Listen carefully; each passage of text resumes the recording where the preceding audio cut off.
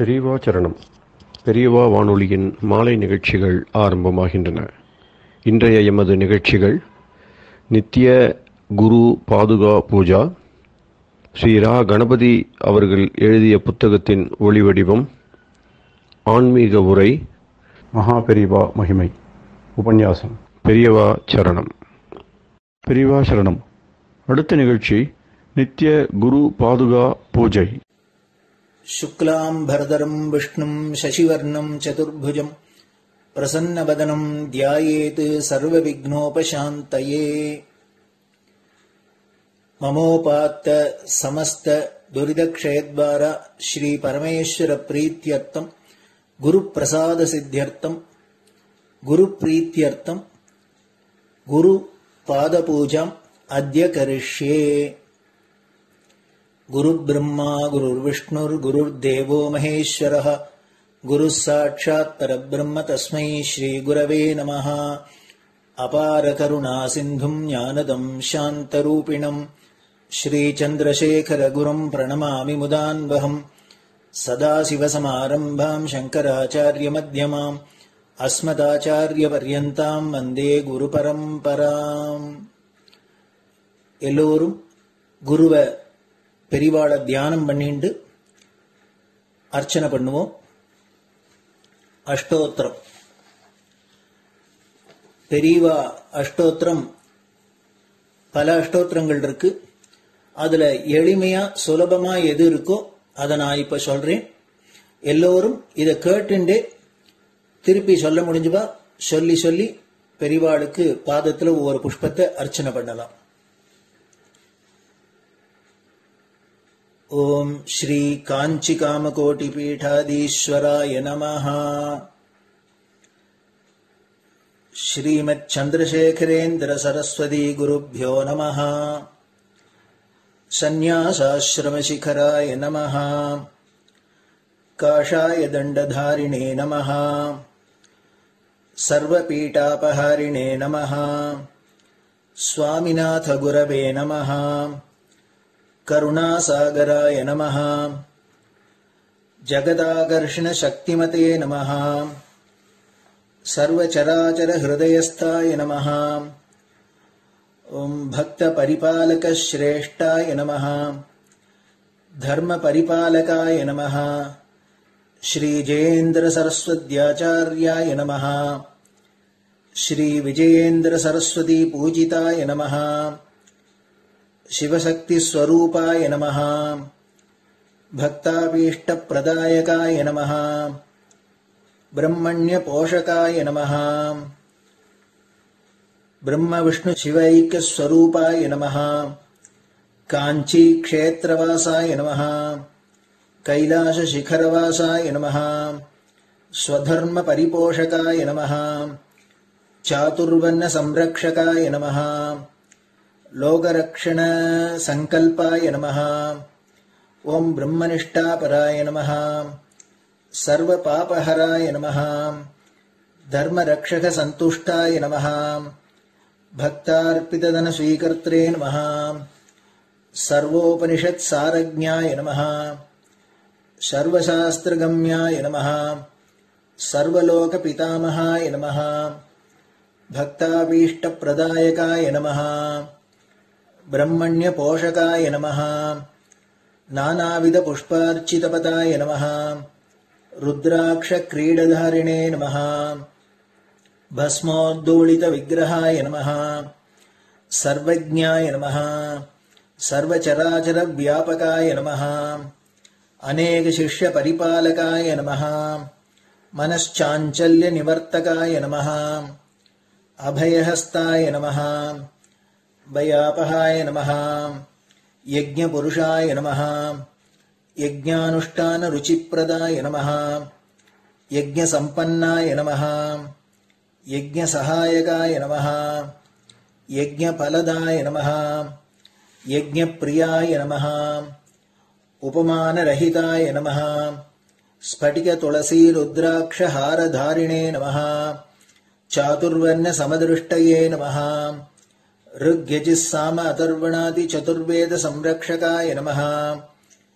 தட்சிணாமூர்த்தி ஸ்வரூபாய நமஹ ஜாக்ரத் ஸ்வப்ன சுஷுப்தி அவஸ்தாதீதாய நமஹ கோடி சூரிய துல்லிய தேஜோமே ஷரீராய நமஹ சாது சங்க சம்ரக்ஷகாய நமஹ அஸ்வகஜ கோபூஜா நிர்வர்த்தகாய நமஹ குருபாதுக பூஜா துரந்தராய நமஹ கனகாபிஷிக்தாய நமஹ ஸ்வர்ண பில்வதள பூஜிதாய நமஹ சர்வஜீவ மோக்ஷதாய நமஹ மூகவாக்தான நிபுணாய நமஹ நேத்ர தீக்ஷாதானாய நமஹ द्वादशलिंग स्थापकाय नमः गान रसप्रियाय नमः ब्रह्मज्ञानोपदेशकाय नमः सकलकलासिद्धिताय नमः चातुर्वण्यपूजिताय नमः अनेकभाषा संभाषण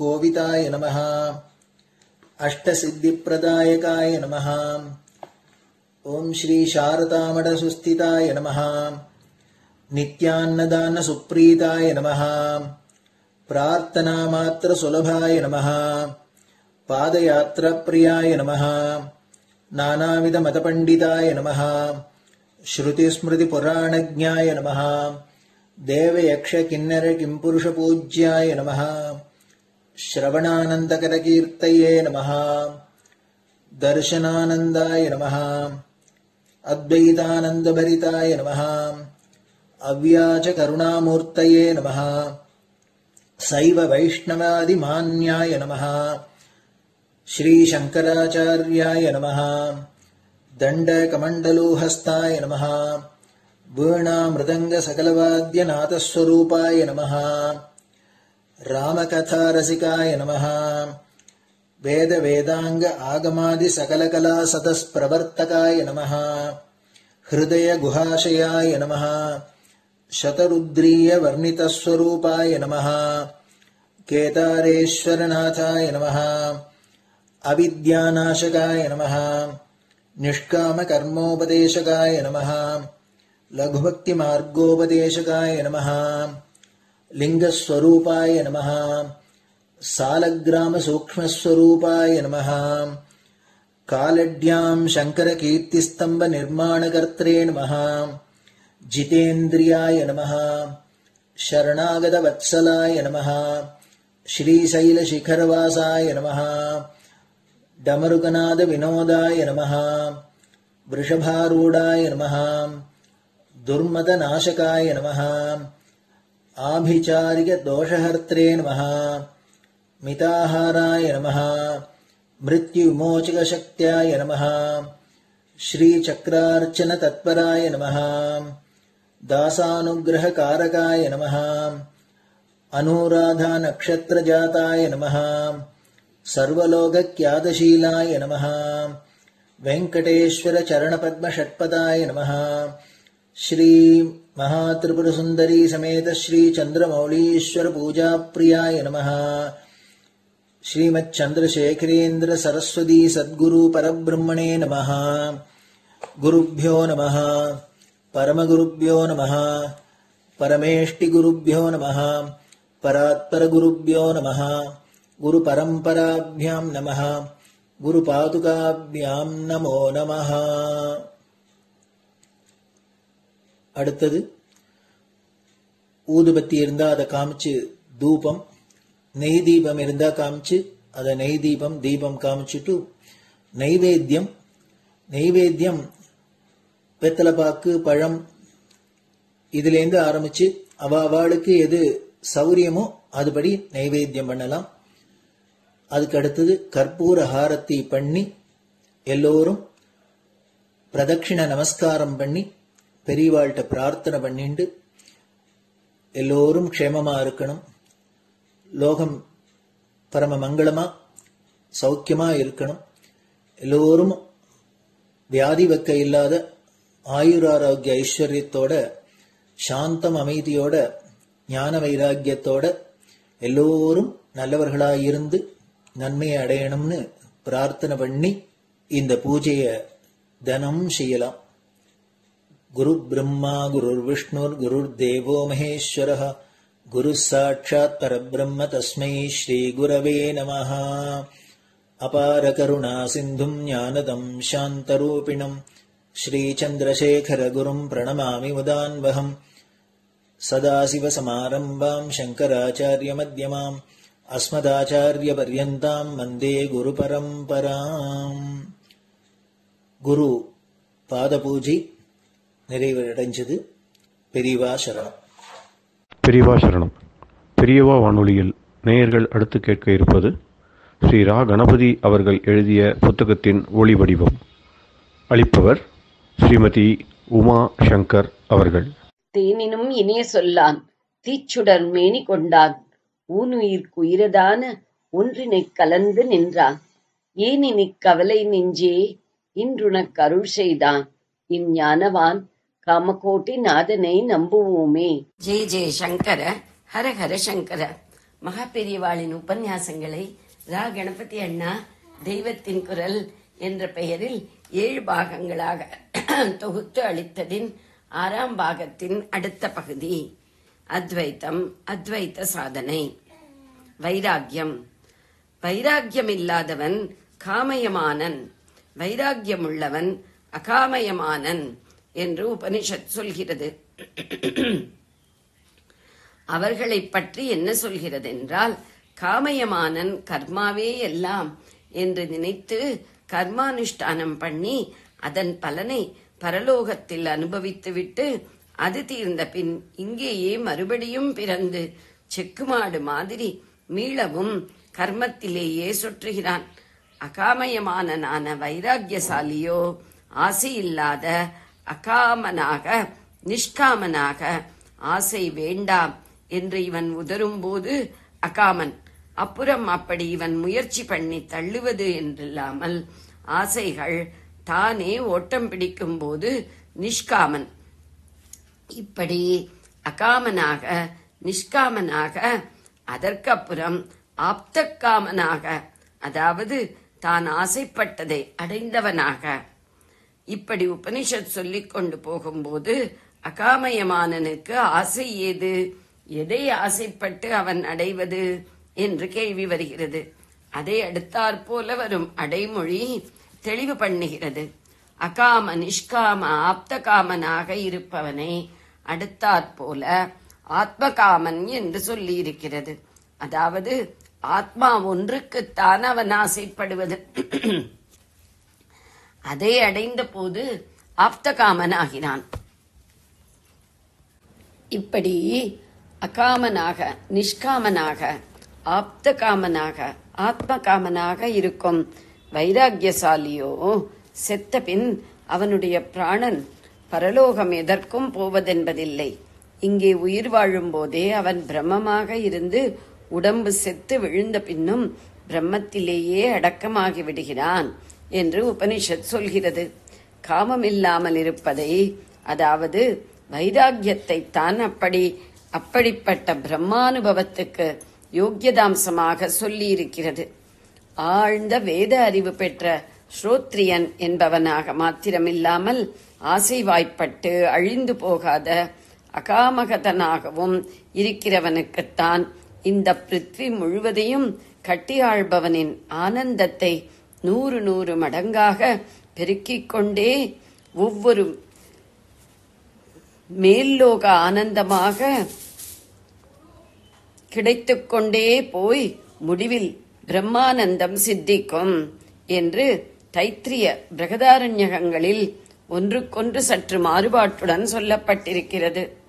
இங்கேயும் காமத்தை ஹதம் செய்வது, அதாவது வைராக்கியமாயிருப்பதையே முக்கியமான யோக்கியதாம்சமாக வைத்திருப்பதை காட்ட வந்தேன்.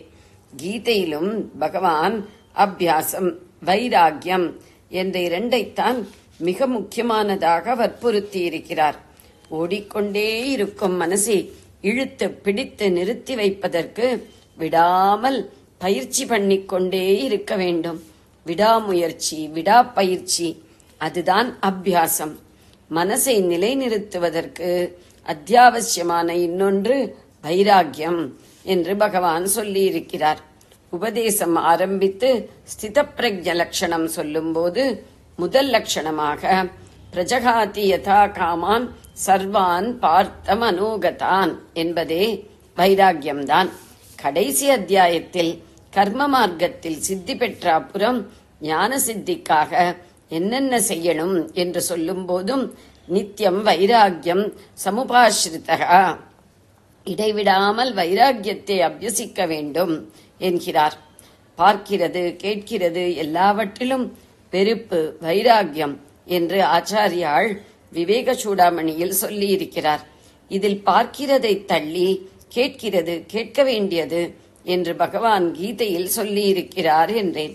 இங்கே அதே கீதையில் நித்தியம் வைராகியம் சமுபாஸ்ரிதா என்பதில் வரும் வைராகியத்திற்கு ஆச்சாரியாள் பாஷ்யம் பண்ணும் போதோ பார்க்கிறது பார்க்காதது ஆகிய இரண்டு விஷயங்களிலும் ஆசை தாகமில்லாமல் இருப்பது வைராகியம். திருஷ்டா திருஷ்டேஷு விஷயேஷு வைத்ருஷ்ணம் என்கிறார். அதென்ன பார்க்காததில் ஆசை என்றால் சொர்க்கபோகம் இந்திர பதவி மாதிரியான விஷயங்களில் ஆசைதான். வைதிக கர்மானுஷ்டானத்தை அதுவே முடிவான சாதனம் என்று நினைத்து பண்ணினால் இப்படிப்பட்ட தேவலோக சௌக்கியங்கள் கிடைக்கும். அது இப்போது நம் கண்ணுக்கு தெரியாததால் அதிருஷ்டம் என்றே சொல்லப்படும். திருஷ்டம் என்றால் பார்க்கக்கூடியது, கூடாதது அதிருஷ்டம். இப்படி மூன்று விதமாக வைராகியத்தை பற்றி பார்க்கிறோம். ஒன்று, பார்க்கிற கேட்கிற எல்லாவற்றிலும் ஆசையை விடுவது. 2, கேட்டதில் கேட்கப் போவதில் ஆசையை விடுவது. 3, பார்ப்பதில் பார்க்காததில் ஆசையை விடுவது. கீதை 13ஆம் அத்தியாயம் 8ஆம் ஸ்லோகத்தில் வைராகியம் என்று வருவதற்கு ஆச்சாரியாள் பாஷ்யம் செய்கையில் சப்தம் முதலானவற்றில் பார்க்கப்படுவனவும் பார்க்கப்படாதனவுமான போகங்களில் ஆசையற்ற பான்மை என்று விளக்கமளித்துள்ளார். சப்தம் என்பது கேட்கப்படுவதை குறிப்பது. சப்தம் முதலானவற்றில் என்பதால் அடுத்து ஸ்ரீசரணர்கள் கூறுவதற்கேற்ப மனசில் இடம்பெறக்கூடிய அத்தனையுமே கூறப்பட்டு விட்டதாக கொள்ளலாம். பார்ப்பதில் பார்க்காததில் ஆசையை விடுவது. எல்லாவற்றையும் கூட்டி பார்த்தால் சர்வான் பார்த்த மனோகதான் என்று பகவான் சொன்னார் போல ஒரு மனுஷ்ய மனசில் இடம்பெறக்கூடிய அத்தனை ஆசைகளையும் தொலைத்து முழுகுவதுதான் வைராக்கியம். அது சாதனையில் ரொம்பவும் முக்கியமான அங்கம். பர்த்ருஹரி என்பவர் ரொம்ப பெரியவர். அவர் துறவரத்தை பற்றி துறவியை பற்றி ரொம்பவும் உணர்ச்சியோடும் காம்பீரியத்தோடும் ஒரு சதகம் 100 ஸ்லோகங்கள் செய்திருக்கிறார். அதற்கு பேர் சந்நியாச சதகம் என்று வைத்திருக்கலாம். ஆனால் அப்படி வைக்காமல் வைராகிய சதகம் என்றே வைத்திருக்கிறார். வைராகியம் இருந்துவிட்டால் போதும், அதுதான் சந்நியாசம் என்ற அபிப்பிராயம் இதிலிருந்தும் தெரிகிறது. ஆமாம், சந்நியாசம் என்றாலே என்ன? பூர்ணமாக துறப்பதுதானே. ஆசை என்ற ஒன்றை துறந்தால்தானே பாக்கி அத்தனையையும் துறக்க முடியும். ஆகையால் சந்நியாசம் துறவு என்றாலே வைராகியம் என்றாகி இருப்பதில் ஆச்சரியமில்லை. தமிழில் தர்மங்களை சொன்ன மகாபெரியவர் திருவள்ளுவர். அவர் துறவு பற்றி சொல்லி இருக்கும் அதிகாரத்தில் பற்றற்றானான பரமாத்மாவையே பற்றி கொண்டு சகல பற்றுகளையும் விடுவதை துறவாகச் சொல்லியிருக்கிறார். ஆகையால் ஆசையால் ராகத்தால் வருவதுதான் பற்று, அல்லது ஒன்றோடு நமக்கு தொடர்பு, அதாவது பற்று உண்டானால் அதனிடம் ஆசை உண்டாகி விடுகிறது. சங்காத் சஜ்ஜாயத்தே காமஹா என்று பகவான் சொன்னார் போல. கீதை 2ஆவது அத்தியாயம் 62வது ஸ்லோகம். ஆக கூடி ராகமும் பற்றும் பரஸ்பரம் காரிய காரணங்களாக இருக்கின்றன. ஆக கூடி ராகமும் பற்றும் பரஸ்பரம் காரிய காரணங்களாக இருக்கின்றன. ஆனதால் பற்றுவிடற்கு என்று திருவள்ளுவர் சொல்வது வைராகியம் உண்டாவதைத்தான். அதைத்தான் அவர் துறவு என்றே வைத்து அந்த பற்றுவிடற்கு என்ற வார்த்தையோடையே அந்த அதிகாரத்தை முடித்திருக்கிறார். அப்புறம் இதே துறவர இயலிலேயே அவா அறுத்தல் என்றே ஒரு அதிகாரம் 10 குறள்கள் பண்ணியிருக்கிறார். அவா அறுத்தல் என்றாலும் வைராகியம் என்றாலும் ஒன்றுதான். செல்வத்தை எல்லாம் திக்காரம் பண்ணிவிட்டு புறப்படுவதுதான் வைராகியம். அப்படிப்பட்ட அந்த வைராகியத்தையே பெரிய செல்வம், அதற்கு சமானமாக இக உலகிலும் ஒன்றுமில்லை, தேவலோகத்திலும் இல்லை என்று அழகாக சொல்லியிருக்கிறார். வேண்டாமை அன்ன விழுச்செல்வம் ஈண்டில்லை ஆண்டும் அஃது ஒப்பதையில். இதே அபிப்பிராயத்தை சதாசிவ பிரம்மேந்திராலும் சொல்லியிருக்கிறார். சந்நியாசியையே ஒரு ராஜாவாக உருவகப்படுத்தி அவர் சொல்லும்போது அவன் ஸ்வீகிருத வைராகிய சர்வஸ்வன் என்று சொல்லியிருக்கிறார். வைராகியம் என்ற சொத்து முழுவதையும் ஆர்ஜிதம் செய்து கொண்டவன் என்று அர்த்தம். அவரே அப்படி இருந்தவர்தான். பர்த்ருஹரி, திருவள்ளுவர், பிரம்மேந்திராள் முதலானவர்கள் தாங்களே உயர்ந்த வைராகியசாலிகளாக இருந்ததால்தான் அவர்கள் வைராகியத்தை பற்றி சொல்வது நம் மனசையும் தொடுகிறது. அப்போதைக்காவது வைராகியத்தை சாதிப்பது நமக்கு மகா கஷ்டமாயிருந்தாலும் அப்படி சாதித்து விட்டால் நாம் எல்லாரும் பெரிய சொத்துக்களாக நினைப்பவைகளையும் குப்பையாக நினைக்கும்படியான எப்பேற்பட்ட ஆத்மானந்த சொத்தை அனுபவிக்க முடியும் என்பதை இந்த அனுபவசாலிகளின் வாக்கிலிருந்து அறிந்து கொள்கிறோம். நம்முடைய ஆச்சாரியாலும் சொல்லவே வேண்டாம். 8 வயசில் வீட்டை விட்டு ஊரை விட்டு உயிராக நினைத்து செல்லம் கொடுத்து கொண்டிருந்த அம்மாவை விட்டு பரம வைராகியத்தோடு ஓடியவர் அல்லவா? அவரும் ஒரு கோவணாண்டியைப் போல பாக்யவான் எவன் உண்டு என்று பிரதி ஸ்லோகத்திலும் முத்தாய்ப்பு வைத்து ஒரு பஞ்சகம் பாடியிருக்கிறார். பஜகோவிந்தத்திலேயும் கஸ்ய சுகம் ந கரோதி விராகா, வைராகியம் எவனுக்குத்தான் பேரானந்தத்தை உண்டாக்காமல் இருக்கும் என்று கேட்கிறார். வைராகியம் என்றாலே இன்னொருத்தன் நினைவு வராமல் இருக்காது. பட்டினத்தார்தான் குபேரனின் அம்சமாக பிறந்து கடல் வாணிபமெல்லாம் பண்ணிய ஐஸ்வர்யவான். ஆனால் வளர்ப்பு குழந்தையாக இவரிடம் வந்து சேர்ந்த சிவாம்சமான பிள்ளை காதற்ற ஊசியும் வாராது காணும் கடைவழிக்கே என்று ஓலை எழுதி வைத்துவிட்டு மறைந்து போன அப்புறம் அதை பார்த்தாரோ இல்லையோ, சகல ஐஸ்வர்யத்தையும் விட்டுவிட்டு கோவணாண்டியாக புறப்பட்டு விட்டார். வீடு நமக்கு திருவாலங்காடு, விமலர் தந்த ஓடு நமக்குண்டு என்று வீட்டை விட்டு ஒரு ஓட்டை பிக்ஷா பாத்திரமாக எடுத்துக்கொண்டு கிளம்பிய வைராகியசாலி அவர். அப்புறம் அந்த மாதிரி ஒரு ஓட்டை உடைமையாக வைத்துக் கொண்டிருப்பது கூட துறவரத்துக்கு இழுக்கு என்று அதையும் போட்டு உடைத்தாராம். ஊரும் சதமல்ல, உற்றார் சதமல்ல, உற்று பெற்ற பேரும் சதமல்ல என்றெல்லாம் அவர் நிறைய பாடி வைத்திருப்பதை கேட்டாலே பிரசவ வைராகியம், ஸ்மசான வைராகியம் மாதிரி அப்போதைக்காவது எவருக்கும் ஒரு விரக்தி ஏற்படும். பர்த்ருஹரி சொன்னேனே, அவரும் இவருக்கு சிஷ்யராக வந்து சேர்ந்தவர்தான் என்று கதை உண்டு. பர்த்ருஹரி என்பதை பத்ரகிரி என்கிறார்கள். மரியாதையாக பத்ரகிரியார் என்பது. உஜ்ஜயினியில் ராஜாவாயிருந்த பத்ரகிரியார் ஆண்டியாகி திருவிடைமருதூர் கோவில் மேலகோபுர வாசலில் பிக்ஷை வாங்கிக் கொள்வதற்காக ஒரு ஓடு மட்டும் வைத்துக்கொண்டு உட்கார்ந்திருந்தாராம். குருவான பட்டினத்தாருக்கும் சேர்த்து பிக்ஷை வாங்கி வந்து கொடுப்பாராம். பட்டினத்தார் கீழகோபுர வாசலில் உட்கார்ந்திருப்பாராம். குபேராம்சமானவரும் உஜ்ஜயினி ராஜ்யாதிபதியாயிருந்தவருமான 2 பேர் அப்பேற்பட்ட வைராகியத்தோடு ஆண்டிகளாக இருந்திருக்கிறார்கள். அப்படியும் பத்ரகிரியாருக்கு வைராகியம் போதவில்லை என்றே பட்டினத்தார் நினைத்தாராம். ஏனென்றால் பிக்ஷை வாங்குவதற்கு திருவோடு வைத்திருந்தார் அல்லவா. அதனால் பட்டினத்தாரிடம் ஒரு ஏழை போய் அன்னம் யாசித்தானாம். கோவிலில் இருந்த மகாலிங்க சுவாமியேதான் அப்படி ஏழை ரூபத்தில் போனது என்பார்கள். அவனிடம் பட்டினத்தார், நானே ஒண்ணுமில்லாதவன், என்னை வந்து கேட்கறியே, மேலகோபுர வாசல்ல ஒரு குடும்பி இருக்கான், அவனை போய் கேளு, நான் இப்படி சொன்னதா சொல்லி கேளு என்றாராம். அவன் அப்படியே பத்ரகிரியாரிடம் போய் கேட்டானாம். நம்மை குடும்பி என்றாரா குருநாதர் என்று க்ஷணம் நினைத்தவுடன் அவருக்கு புரிந்து விட்டதாம். ஒரே உடைமையாக அவரிடம் இருந்த ஓட்டையும் போட்டு உடைத்து விட்டாராம். இன்னும் சுவாரஸ்யமாக இந்த கதையில் வருகிற சமாச்சாரம் எல்லாம் நான் சொல்லவில்லை. அதிலே போனால் சாதனை சமாச்சாரம் சொல்லி முடிக்க போதிருக்காது.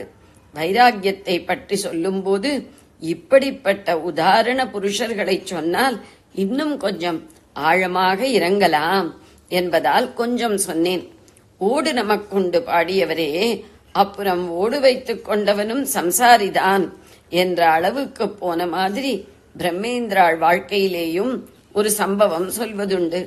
கையையே மடித்து தலையணையாக வைத்துக் கொண்டு ஆகாசமே போர்வை, கட்டாந்தரையே மெத்தை, விரக்தி என்பவளே பத்னி என்று சயனித்துக் கொண்டிருக்கும் துறவி ஆனந்த பரவச சமாதி என்ற நித்திரையில் ஆழ்ந்திருக்கிறான் என்று அவர் பாடியிருக்கிறார்.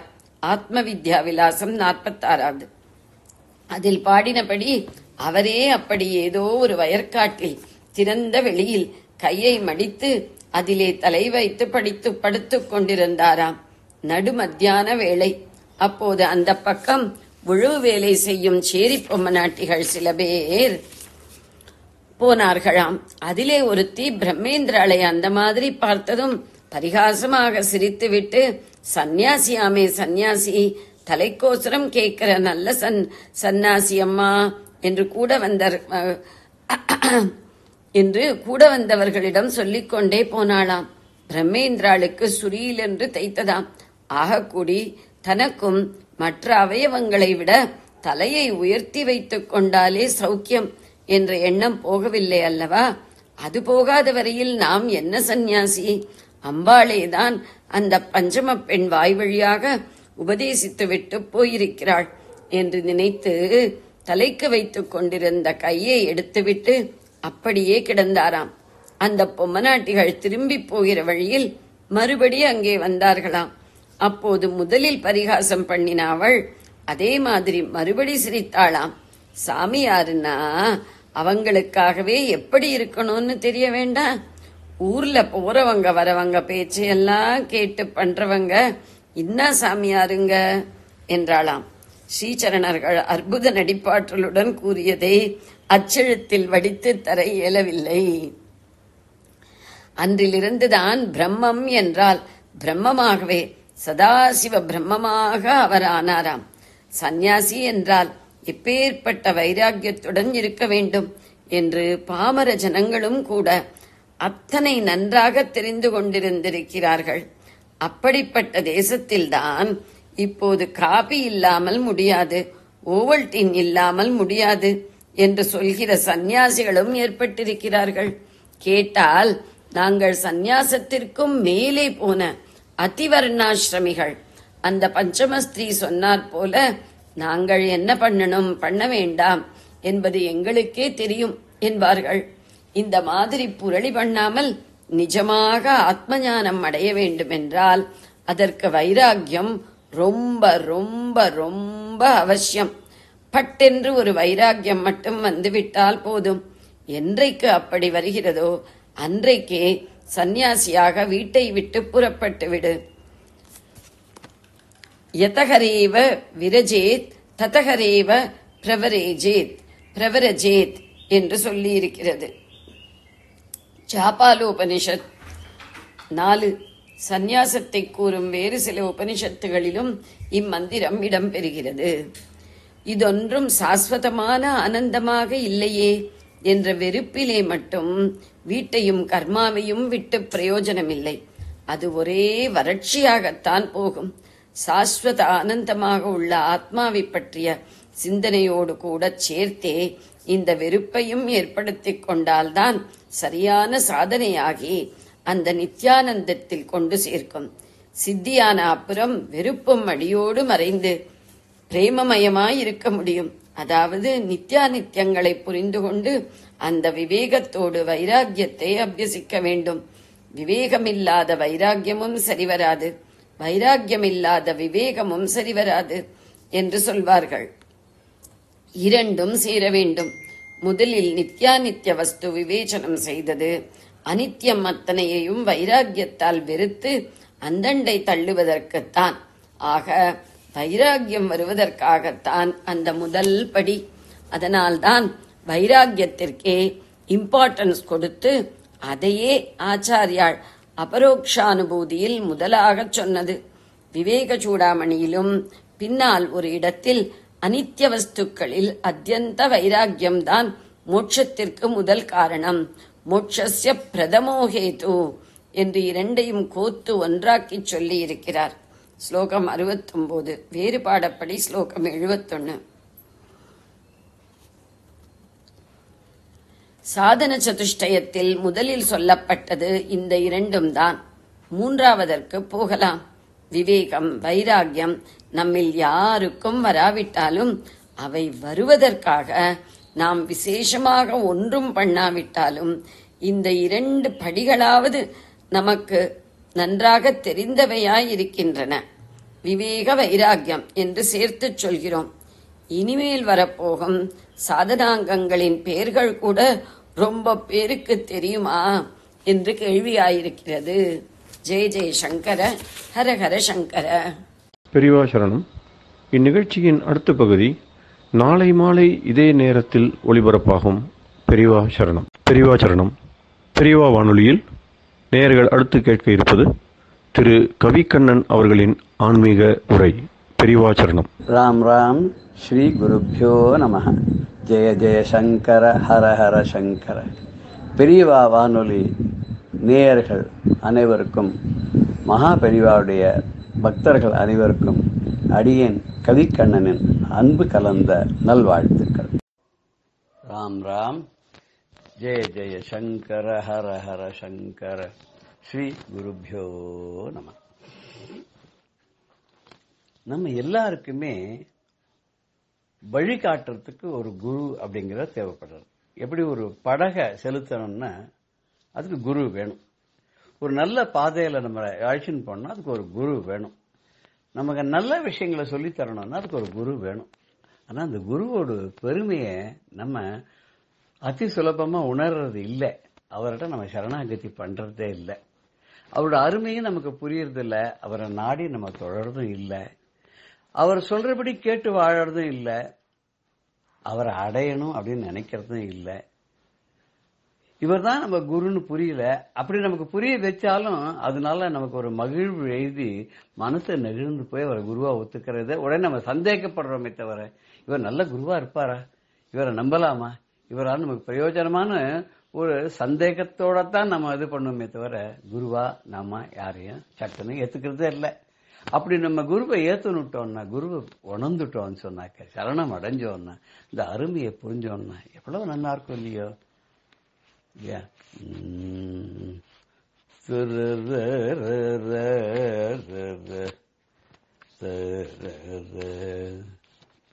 குருவின் பெருமை உணர்ந்தேனே நான், குருவின் பெருமை உணர்ந்தேனே.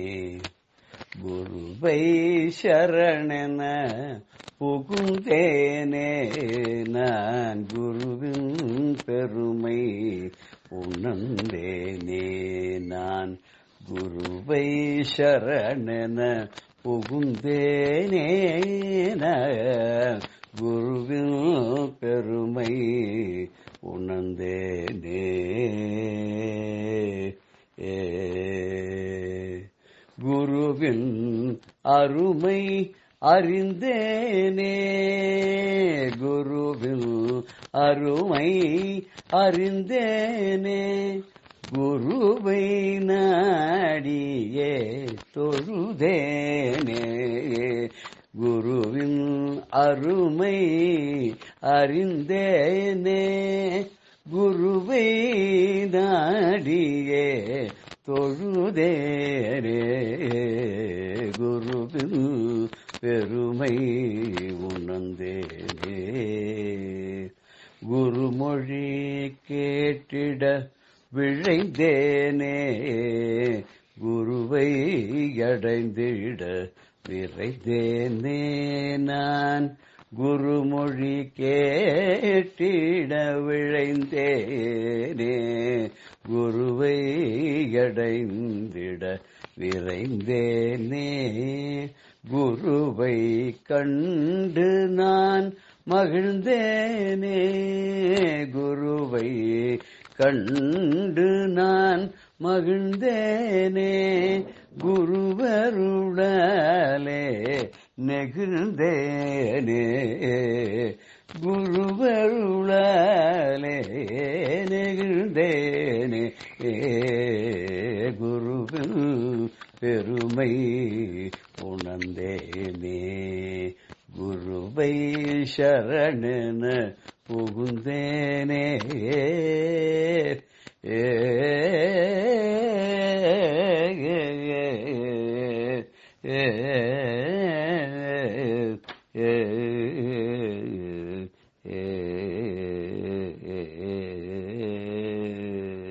இப்படி நம்ம குருவை சரணம்னு புகுந்தோம்னா எவ்வளவு நன்மைகள் இருக்கு. நமக்கு கிடைச்ச குரு இருக்காரு, நம்ம மகா பெரியவாளை தான் சொல்றேன். வேற யாரு குரு? குருன்னா அவர் தான். சாதாரணமா குருன்னு தட்சிணாமூர்த்தி. தட்சிணாமூர்த்தி தான் குருவாக சங்கராச்சாரியாரா வந்தார். அதே சங்கராச்சாரியார் தான் இப்ப நம்ம மகா பெரியவாளா வந்தார். அவரே தான் அன்னைக்கு மட்டத்திலையும் இருந்தார், பீட்டத்திலையும் இருந்தார், இன்னைக்கு அதிஷ்டானத்தில இருக்கார். எல்லாருடைய மனசுலயும் அவரே தான் இருக்கார் இல்லையா? ஆனா அவர் எப்படி அவரை பத்தி எப்படி புரிஞ்சுக்கிறது, அவரை பத்தி எப்படி அறிஞ்சுக்கிறதுன்னா நம்ம நேரம் அவரோட பாக்கியம் தரிசனம் பண்ணா அறிஞ்சிக்க முடியும். இல்லன்னா அறிந்தவா சொல்ல கேட்டாலோ நமக்கு அதை அறிஞ்சிக்க முடியலையா? இப்ப ஒரு விஷயம் நான் சொல்றேன் அறிஞ்சுக்கிற மாதிரி. மேட்டூர்ல பெரியவா முகாம் பண்ணியிருந்தாலாம். அந்த சமயத்துல நிறைய அடியார்கள் கூட்டாலாம் அந்த பக்கமா அப்படி போயிட்டே இருந்தாலும் அங்கேயோ சாரியா பெரியவா ஆளை கூப்பிட்டு வரலாம் எங்க போறா? சாரியா 5 பேர் 10 பேர் 5 பேர் 10 பேர்னு போறாளே, வரல எங்க போறா அப்படின்னு கேட்டா. ஒருத்தர் விசாரிச்சுன்னு சொன்னாராம், இங்க பக்கத்துல நெருஞ்சிப்பேட்டை அப்படின்ற இடத்துல ஒரு பாலமலைன்னு ஒண்ணு இருக்கான். அந்த மலை மேல போனா சுயம்புவா ஒரு ஈஸ்வரன் இருக்காராம். அவரை தரிசனம் பண்றதுக்காக எல்லாரும் போறான்னு. அப்படியா? அது எவ்வளவு கிட்டத்துல இருக்கு அப்படின்னு பெரியவா கேட்டா. கிட்டத்தில் இல்லையா, இங்கிருந்து 12 மைல் நடந்து போகணுமா. 12 மைல்னு சொன்னா இன்னைக்கு கிட்டத்தட்ட 18-19 கிலோமீட்டர் ஆகும். அது மலையில வேற ஏறி போகணும். ஒரு ஒத்தையடி பாதை மாதிரி 2 பேர் 3 பேர் போகலாம், இல்ல 2 பேர் வரலாம். இதுக்கு அந்த மாதிரிதான் இருக்கும். அந்த காலத்துல எப்படி சபரிமலைக்கு போறவாளுக்கு இருந்தோ அந்த மாதிரிதான் வச்சுப்போமே. உடனே பெரியவா சொன்னாலாம், நாமளும் போய் தரிசனம் பண்ணிட்டு வரலாமா? சுயம்பு ஈஸ்வரன் அப்படிங்கிற பாலமலை அப்படிங்கிற இத்தனை பேர் போறாள, நாமளும் போய் பார்த்துட்டு வரலாமே, போலாமா அப்படின்னு கிளம்பிட்டாராம். எல்லாருக்கும் பயம் வந்துருச்சு. அடாடாடாடா, மலைய வேற ஏறி போகணும், எப்படி போறது? சரி பரவாயில்ல, பெரியவா சொல்லிட்டா அவ்வளவுதான். முன் வச்ச கால பின் வைக்க மாட்டா, கிளம்பிட்டா பெரியவா. சரி கொஞ்ச தூரம் போகணும்னா அதுல நிறைய கிளை பாதைகள்லாம் போயிட்டு இருந்தது. இவளுக்கு முன்னாடி போறவள 10 நிமிஷத்துக்கு முன்னாடியே போயிட்டனால அவளை ட்ரேஸ் பண்ண முடியல இவளுக்கு. அப்ப அங்கிருந்து எங்கிருந்தோ ஒரு பையன் வந்தானாம். ஒரு பையன் எங்க சாமி போறீங்க நீங்கெல்லாம் அப்படின்னு மாதிரி, மேல அதோ சிவன் கோயில் இருக்காமேப்பா, எல்லாரும் போறாங்களா? சரி வாங்க நான் வழிகாட்டுறேன் வாங்க அப்படின்னு சொல்லி அந்த பையன் வா எல்லாரையும் பெரியவா எல்லாரையும் கூட்டின்னு முன்னாடி நடந்து போய் மலைக்கு மேல கூட்டின்னு போயிட்டான். பெரியவா அங்க போனா தரிசனம் எல்லாம் பண்ணா. பார்த்தோன்னா அங்க லிங்கம் பார்த்தோன்னா தனியா இருந்தது. அப்படி பிரதட்சணம் பண்ணா. எல்லாரும் இந்த அபிஷேகங்கள்லாம் பண்றதெல்லாம் பார்த்துட்டு ஒரு காலத்துல ஒரு பணக்காரர் சொந்தமா தன் செலவுல இந்த ஈஸ்வரனுக்கு கோவில் கட்டி தருவர். அது வரைக்கும் சுவாமி இப்படியே இருக்கட்டும் அப்படின்னு சொல்லிட்டு பெரியவா தரிசனத்தை முடிச்சு திரும்பி வந்துட்டாராம். எல்லாருக்கும் ஆச்சரியம், என்னது பெரியவா இப்படி சொல்றா? இங்க தரிசனம் பண்ணிட்டு இங்க பிரார்த்தனை பண்ணிட்டு கிளம்பும் போது ஒரு கனவான் ஒருத்தர் சொந்த காசுல தானே மொத்தமா ஒரு கோவில் கட்டி கொடுப்பாருன்னு சொல்றாரு. இது எப்ப நடக்கும்? வந்துட்டா எல்லாம் இது அப்படியே எல்லாம் மறந்து போயாச்சு. ரொம்ப வருஷம் கழிச்சு பெரியவா மறுபடியும் இந்த மேட்டூர் பக்கம் கேம்புக்கு போறாளாம். அந்த கேம்புக்கு போகும்போது அப்போ ஒரு கூட்டமான பீப்புள் நிறைய பெரியவாளை தரிசனம் பண்ண வர. எங்க இருந்து வரேன் அப்படின்னு கேட்டா, அவ பக்கத்துல ஏதோ ஒரு கிராமம் பேட்டை, நெருஞ்சிப்பேட்டை. அங்கேருந்து நெருஞ்சிப்பேட்டையா? இந்த நெருஞ்சிப்பேட்டை பக்கத்துல பாலமலைன்னு ஒண்ணு இருக்கு, தெரியுமோ உங்களுக்கு எல்லாம்? தெரியுமே அப்படின்ற. போயிருக்கல நீங்க? இப்ப பாதெல்லாம் நன்னா பண்ணிருக்காளே, எல்லாரும் போறோமே. அங்க கூட ஒரு சேட்டு ஒருத்தர் என்ன பண்ணார், தன்னோட சொந்த செலவுல ஒரு பெரிய அழகான கோவிலை கட்டி அந்த ஈஸ்வரனுக்கு வச்சிருக்கார். சுயம்பு ஈஸ்வரர் அவர். அந்த ஈஸ்வரருக்கு அழகான கோவில் கட்டி வச்சிருக்கார். ஜனங்கள்லாம் இப்ப நிறைய அடிக்கடி பிரார்த்தனை பண்ணிட்டு அங்க போய் தரிசனம் பண்ணிட்டு அபிஷேகாதிகள்லாம் பண்ணிட்டு வரா. இங்க பூஜை பண்றது கூட யாரோ திறந்து எல்லாம் பண்ணிட்டு எல்லாம் கவனிச்சுட்டு இருக்காளே அப்படின்னு சொல்லி சொன்னாலாம். சொன்ன பெரியவா கேட்டாலாம், நீங்க அங்கதான் பக்கத்துல இருந்து வரையலன்னு சொல்றேல, இந்த பாலமலை பக்கத்துல ஒரு பேர் சொல்லி, இந்த பேர் உள்ளவர் யாராவது ஒருத்தர் இருக்காரா? அவருக்கு இப்ப கிட்டத்தட்ட ஒரு 70-72 வயசு இருக்கிறதுக்கு சான்ஸ் இருக்கு. ஏன்னா நான் பார்த்து 40-45 வருஷம் ஆயிடுத்து. இந்த பேர் உடையவர் யாரா அங்க இருக்காரான்னு, எல்லாரும் இருக்காரு, அவர் கொஞ்சம் வயசாயிடுத்து, தள்ளாடி போயிடுத்து இருக்காரு அவர், இந்த மாதிரி அப்படி இப்படி சொன்ன உடனே பெரியவா சொன்னாலாம், அவர் சின்ன பையனா இருந்த போது நான் மேட்டூருக்கு அங்க போன போது எனக்கு இந்த பாலமலையில ஏறி போய் தரிசனம் பண்றதுக்கு அவர் தான் எனக்கு வழி காமிச்சார். அவர் இன்னும் இருக்காருனாக்க உடனே பக்கத்துல அந்த மடத்துல இருக்க பாபாவை கூப்பிட்டு ஒரு ஜோடி வேஷ்டி கொண்டு வாங்கோ அப்படின்னு சொல்லி ஒரு அழகான நல்ல வேட்டி, ஜோடி வேஷ்டி, ஷால் எல்லாம் கொண்டு சொல்லி தனக்கு அந்த பாலமலையில ஏறத்துக்கு வழிகாட்டின அந்த சிறுவனுக்கு இந்த வந்திருந்தாள் அந்த ஊர்ல இருந்து அவாட்ட கொடுத்து அவர் தேடி பிடிச்சு நான் கொடுத்தேன்னு சொல்லி இதை கொடுத்துடுறேல அப்படின்னு சொல்லி அவாட்ட கொடுத்து அனுப்பிச்சாலாம் பெரியவா. எவ்வளவு நன்றி உணர்வு பெரியவாளுக்கு பார்த்தால. என்னைக்கோ 45 வருஷத்துக்கு முன்னாடி தனக்கு வழிகாட்டின ஒரு சிறுவனுக்கு ஞாபகம் வச்சுட்டு இன்னைக்கு அவன் இருக்கானான்னு தெரிஞ்சுட்டு அவனுக்கு வஸ்திரங்கள் எல்லாம் கொடுத்து கொஞ்சம் பணம் எல்லாம் கொடுத்து அனுப்பிச்சு, அவர் வயசானவர் அப்ப கிழவர் ஆயிட்டான்னு வச்சுப்போமே, 75 வயசு கிட்டத்தட்ட வந்துட்டு வர போய் இவர் இத்தனையும் கொடுத்து அமிச்சு அவருக்கு கௌரவப்படுத்துறாருன்னா, இந்த நன்றி கடனை அப்படி செலுத்துறாருன்னா, இதை விட ஒரு கருணை முயல் நம்ம எங்கேயாவது பார்க்க முடியுமா?